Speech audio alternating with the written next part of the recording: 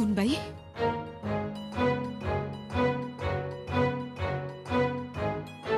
सरदार हसन अली चालून आलाय. त्यांनी भिवंडीचं ठाणं घेतलं. हो मातोश्री.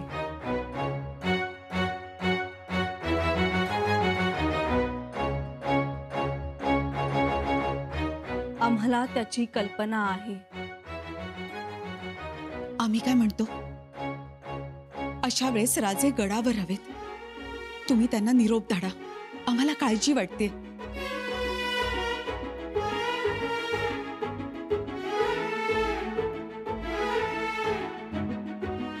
काळजीचं कारण नाही. दुसरी गोष्ट म्हणजे राजांना निरोप पाठवला तरीही राजे येतीलच असंही नाही. का? मातोश्री, अहो, राजांनी जंजिऱ्यावर सर्वस्व पणाला लावलंय. सगळे डावपेच खेळले ते तिथे.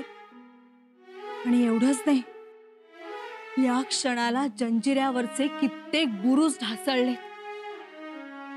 काही दिवस असाच तोफमारा चालू राहिला ना, तर लवकरच जंजिरा लुळापांगळा होईल. अशा परिस्थितीत आपण राजांना रायगडावर बोलावून घ्यायचं का? शिवाय तुमच्या एक गोष्ट ध्यानात आली. आपले 4 मातब्बर सरदार विदर्भ खानदेशात त्या औरंगजेबाच्या फौजेवर तुटून पडत आहेत.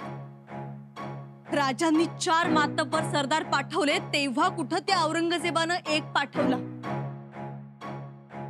येऊ द्या, आम्ही आहोत.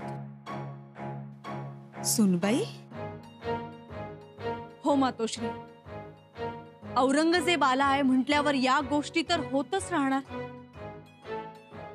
त्यांना सडकून मार दिला की मग स्वराज्यात येताना 10 वेळा विचार करतील ते.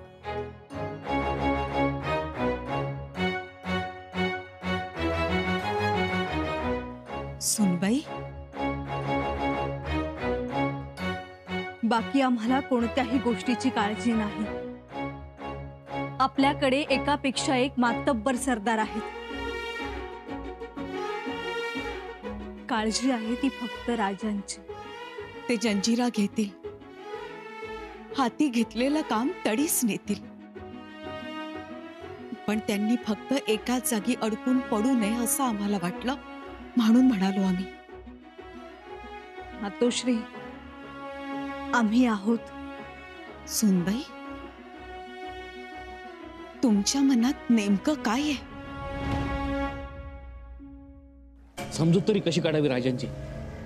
परवा कल्याणमध्ये जाळपोळ झाली आणि आता भिवंडीमध्ये हैदोस घातल्या हसन अली खाननं. खबरा येत आहेत, त्यामुळे मन थाऱ्यावर नाहीये. मी स्वतः शंभूराजांची समजूत काढली, पण त्यांच्यावर कोणताच परिणाम होत नाही. पण मग पुढची परिस्थिती फार कठीण आहे. पण असा हातात आलेला जंजिरा सोडून द्यावा का? आणि सेतूसाठी घातलेला भराव, थोडक्या दिवसात सेतू पूर्ण होईल. दादाजी पंत, तुम्ही जरा मागेही पहा ना.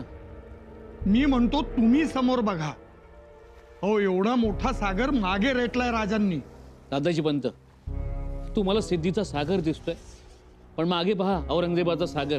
सेना सागरच आहे त्यो. 5 लाखाची फौज. अहो, एकटा हसन अली 35,000ची फौज घेऊन आला इथं. आणि म्हणूनच राजांना लवकरात लवकर समजावून सांगायला हवं. कोंडाजी बाबांच्या मृत्यूमुळे भावनिकून निर्णय घेणं योग्य नाही. खरंय, पण जंजिऱ्याच्या या मोहिमेमागं काहीतरी दुसरं कारण असणार. कारण काहीही असलं तरी राजन जंजिऱ्याच्या किनाऱ्यावर होते आणि तिकडे रायगड धोक्यात आलाय. रायगड? आणि जर का रायगड आपल्या हातून गेला ना, तर जंजिरा हाती येऊन काहीही उपयोग नाही. राजनला हे सांगणार कोण? हमारे इतने तंग हालात है और औरंगजेब ने रायगढ़ पर फौज भेज दी हमला करने. इसका मतलब क्या है? हुजूर, शायद बादशाह ने सोचा होगा अगर रायगढ़ अड़चनित आला तो संभाजी राजा जंजीरा छोड़कर रायगढ़ को बचाने चला जाएगा. बेवकूफ, हमारी हार हो या संभाजी की, जीत तो आलमगीर की ही होगी. हुजूर, हम एक काम कर सकते हैं. क्या? संभाजी राजांना शरण गेलो तर पनाह मांगेंगे. सफेद झंडे दाखवतो ना मी खुद. है अपने पास, कल ही बनाइए.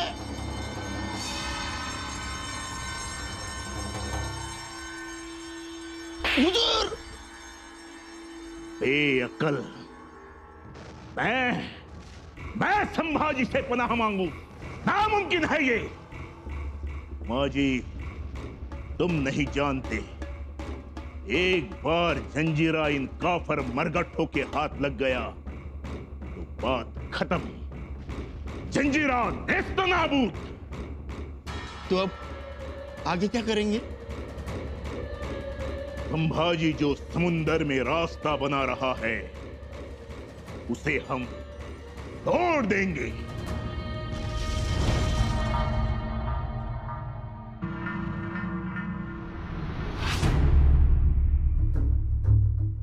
बड़े ताज्जुब की बात कि हसन अली के कारनामों के बारे में जानते हुए भी संभा उसे तवज्जो नहीं दे रहा.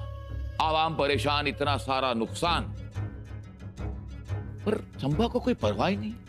जी हुजूर आला, इसीलिए तो संभा जंजीरा के किनारे जो का त्यों खड़ा है. इसका मतलब संभा को रायगढ़ की कोई परवाह नहीं. ये बात बिल्कुल सच है. दूसरा सच ये भी हो सकता है कि उसे हमारा खौफ नहीं है. और तीसरा सच ये भी हो सकता है कि हमें गुमराह करने के लिए वो जंजीरा का किनारा नहीं छोड़ रहा. हो सकता है कि ये उसकी कोई चाल हो. अबूजान, आप बिल्कुल सही कह रहे हैं. ये उसकी नई चाल ही हो सकती है, वरना हसन अली ने इतनी तबाही मचाई और संभा ने उसे मुकाबला करने या उसे रोकने अपने किसी भी सरदार को नहीं भेजा. और हसन अली की ताकत को जानते हुए भी संभा ये लापरवाही दिखा रहा है. ये बात समझ में नहीं आती. लेकिन अबूजान, आप तो कह रहे थे कि हसन अली स्वराज में पैर रखेगा और संभा रायगढ़ की ओर भागेगा. लेकिन शहजादी, संभा रायगढ़ की ओर नहीं आया, इसमें हमारी ही भलाई है. और इस मौके का फायदा हसन अली खान ने उठाना चाहिए और जल्द से जल्द रायगढ़ पर कब्जा कर लेना चाहिए. लेकिन रायगढ़ को कब्जे में लेना इतना आसान नहीं है. हम जो कहते हैं, सोचते हैं, संभा उससे कई गुना आगे है, आगे सोचता है. मतलब? संभा ये समझता और जानता है कि हसन अली के लिए रायगढ़ पर कब्जा करना या काबू पाना बहुत ही मुश्किल है. इसलिए वो जंजीरा से हिला नहीं. और हमारा ये मानना है कि अगर संभा ने दरिया में रास्ता बना लिया और उसने जंजीरा पर शिकस्त हासिल कर ली तो फिर हमारा दक्कन पर जाने का क्या मतलब? हुजूर आला, ये क्या कह रहे हैं आप? संभाजी जंजीरा पर काबू पाकर समुद्र में एक नए स्वराज की बुनियाद रखने जा रहा है. समुद्र में रास्ता बनाना लोगों को लगता है ये पागलपन है. ये पागलपन नहीं है. ये सिद्धि अंग्रेज और फिरंगियों के लिए एक बहुत बड़ा सबक है. और अगर ये साबित हो गया कि संभा समुद्र से नहीं डरता और अगर यही बात सबके सामने आ गई तो ये खौफ सल्तनत के हर एक शख्स के दिल में बैठ जाएगा. इसकी वजह से हर एक का वजूद मानो खत्म हो जाएगा. या खुदा, अबूजान, अब क्या करें? हसन अली से जाकर कहो कि वो अपने कारनामों का खौफ इस कदर बढ़ा दे कि संभा जंजीरा छोड़ने पर मजबूर हो जाए.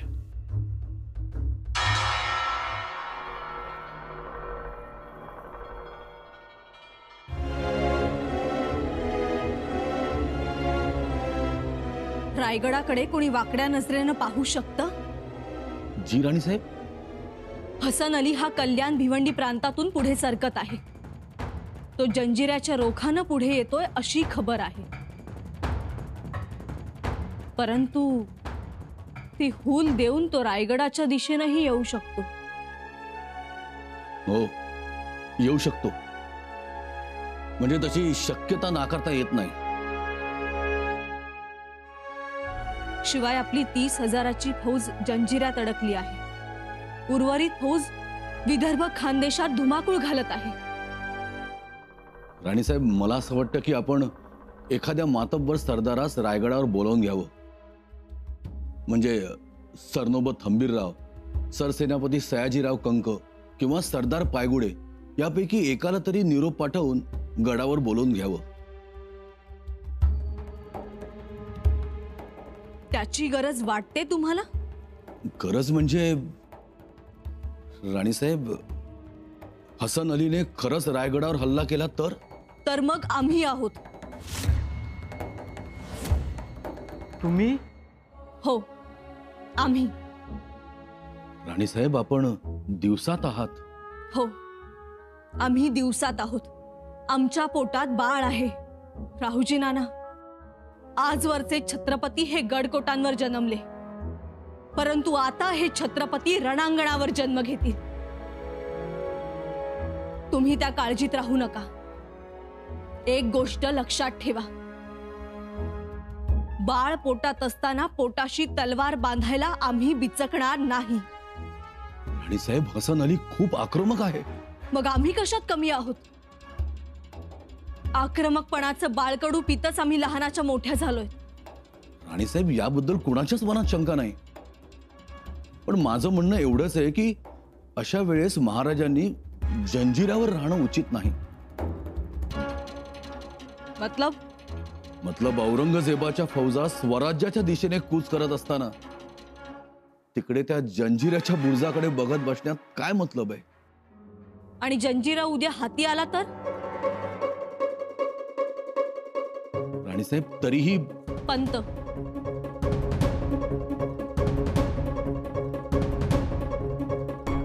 छत्रपती त्यांचं काम करत आहेत. आपण आपलं काम करू. आपण गडाखाली फौजा तयार ठेवा. जी राणीसाहेब. कारभारी, कोंढवे गावचे सरदार कामठे, मांजरीचे सरदार कवडे, सरदार घुले, हुरसुंगीचे सरदार गायकवाड या मातब्बरांना तातडीने बोलावून घ्या. आमचं पत्र द्या. जी. आता आमच्या तलवारींना धार लावून ठेवा.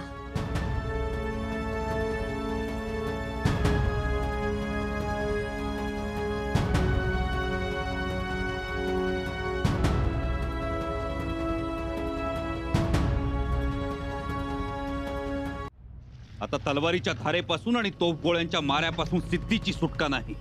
दादाजी, जोपर्यंत जंजिऱ्याच्या तटबंदीच्या एकेका दगडाचा भुगा होत नाही तोपर्यंत मोहीम थांबणार नाही. तोफेची बत्ती विझणार नाही.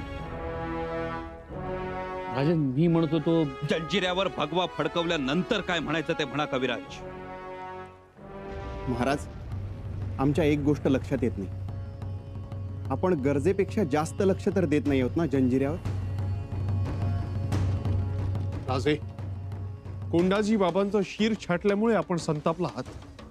कोंडाजी बाबांचं शीर छाटलं म्हणून आम्ही संतापलो आहोतच, पण जंजिरा घेण्यासाठी आम्ही जो आटापिटा करतो आहोत त्यामागे आणखीही काही वेगळी कारणं आहेत.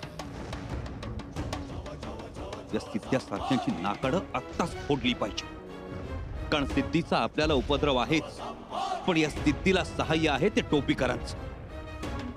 हे टोपीकर सिद्धीला रसद पुरवतात, दारुगोळा आणि अन्न संरक्षण देतात. काल सुद्धा जंजिऱ्यात जी 2 जहाजं आली होती ती टोपीकरांचीच होती. आज ना उद्या हे टोपीकर आपल्याला सुद्धा उपद्रव देणार. अगोदरच सिद्धी म्हणजे स्वराज्यावर वाढलेलं पांडगुळ. त्याच्या आधारानं जर टोपीकर सुद्धा टिकले तर कोकण स्वराज्यात राहणं अवघड. म्हणूनच हे पांडगुळ कायमचं छाटून टाकायचं ठरवलंय आम्ही. जी राजन, लेकिन कविराज, या सिद्धीनं कोंडाजी बाबांचं मस्तक छाटलं.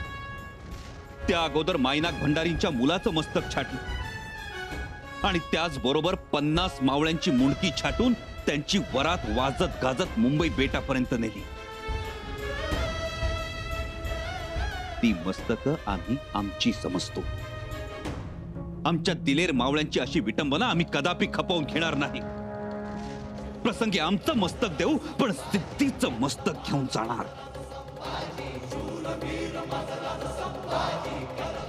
छाटणार आम्ही सिद्धीचं मस्तक.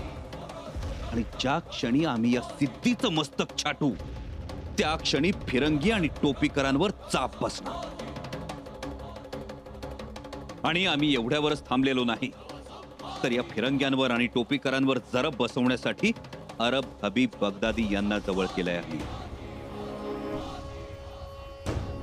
टोपीकरांना शह देण्यासाठी अरबांच्या सहकार्यानं मुंबई जवळचं घारापुरीचं बेट विकत घेतो आहोत आपण. कविराज, आम्ही केवळ इथं जंजिराच्या खाडीत भराव टाकत नाही, तर त्याच्या जोडीनं हेही राजकारण सुरू आहे. एकदा का घारापुरीचं बेट स्वराज्यात आलं की आपल्या धास्तीनं टोपीकर मुंबई सोडून सुरतेला जातात की नाही बघाच तुम्ही. खूप दूरचा विचार केला आणि योग्य केला. आणि या सगळ्या राजकारणामागे आहे ते फक्त रयतेचं सुख. महाराज, हसन अलीच्या फौजेनं पेन घेतलंय आणि एकूणच खबरांवरून असं वाटतंय की तो स्वराज्याच्या दिशेने मुसंडी मारणार. आणखी काही माहिती? तुम्ही इथं जंजिऱ्यात अडकला हे बघून रायगडावरती हल्ला करणार तो. महाराज, तसं असेल तर मला आदेश द्या. मी रोखून धरतो हसन अलीला. निळोपंत हसन अली खानाला फक्त रोखून चालणार नाही. हसन अली खानानं स्वराज्यात पाय ठेवताच त्याला हे समजायला पाहिजे की स्वराज्यात माती आहे, पण त्या मातीखाली विस्तव फुललेला आहे. हसन अली खानाच्या पायाला असा चटका बसायला हवा की फोड औरंगजेबाच्या पायाला येईल. कविराज, हसन अली खान तसा तयारीचा आहे, चकवा देण्यात पटाईत आहे. त्याचा माग काढताना फसगत व्हायला नको. म्हणूनच राजा तातडी करा, रायगड वाचवा. नाही बहिर्जी काका, आम्हाला रायगडाची चिंता नाही. रायगडावर हल्ला ही केवळ अफवा आहे आम्हाला विचलित करण्यासाठी. आणि आपले सेनापती आणि बाकीचे सरदार रायगडावर नसले तरी सुद्धा रायगडावर राणीसाहेब आहे, राजाराम राजे आहे, ते लढवतील रायगड. त्यामुळे आम्हाला रायगडाची चिंता नाही. आम्हाला चिंता आहे ती हसन अली खानातल्या श्वापदाची. तो आपल्या रयतेला अमानुषपणे मारेल, रयतेचा छळ करेल. महाराज, मला आज्ञा द्यावी. मी हसन अली खानाचा निपात करीन. निळोपंत हसन अली खानावर आम्ही स्वतः चालून जाणार. तुमच्या सगळ्यांवर आमचा भरोसा आहेच, पण हसन अली खानाशी लढाई ही औरंगजेबाशी पहिली सलामी असणार. आणि पहिल्या सलामीत औरंगजेबाच्या गालफाडावर चांगलीच बोटं उमटली पाहिजे, म्हणून आम्ही जाणार.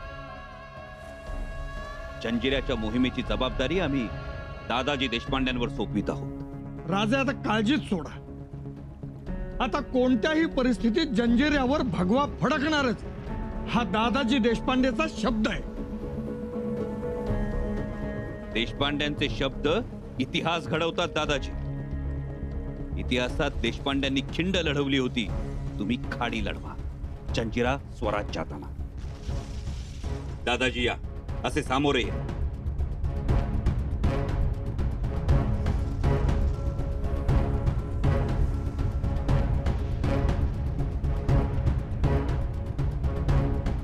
राजे, अहो हे काय? हा आमचा तुमच्यावरचा विश्वास आहे दादाजी. पण अजून जंजिरा घेतला नाही. आज घेतला नसेल पण उद्या घ्याल ना? पण मग घेऊ तेव्हा द्या ना. दादाजी, जे कडं उद्या द्यायचं ते आजच देतो आहोत तुम्हाला. राजे, भरून पावलं. हा विश्वास सार्थ ठरवणार हा दादाजी देशपांडे. दादाजी,